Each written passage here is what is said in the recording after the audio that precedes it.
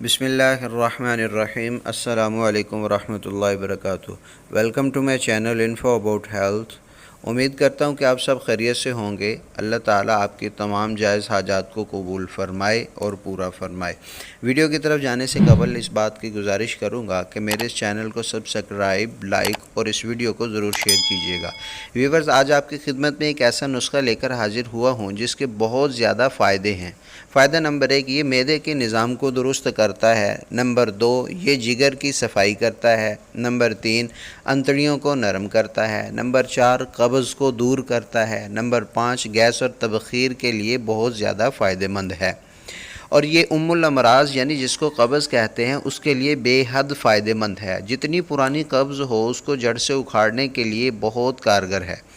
इसमें शामिल शुदा अज्ज़ा ये हैं जो बआसानी मुयस्सर आ जाते हैं। नंबर 1, इंजीर 3 अदद। नंबर 2, किशमिश 1 चम्मच। नंबर 3, गुलकंद 1 चम्मच। नंबर 4, इसबगोल 1 चम्मच।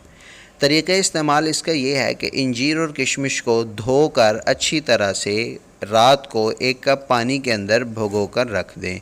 सुबह उठकर इन दोनों अज्ज़ा को अच्छी तरह खूब हाथ से मसल लें और पानी को गिरा दें और इसमें गुलकंद और इसबगोल भी शामिल करके अच्छी तरह इसको मैश कर लें। खुराक और तरीक़ा इस्तेमाल इसका ये है कि ये तमाम अज्ज़ा जिनको आपने मैश किया है, इंजीर, किशमिश, गुलकंद और इसबगोल, इन तमाम मैश शुदा अज्ज़ा का मजमुआ, इनको आपने 1 चम्मच सुबह, 1 चम्मच दोपहर और 1 चम्मच शाम को इस्तेमाल करना है।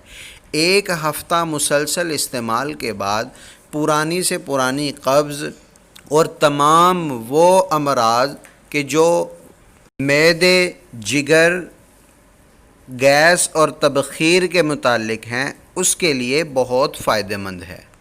व्यूअर्स, ये नुस्खा इस्तेमाल कीजिए और इजाज़त दीजिए।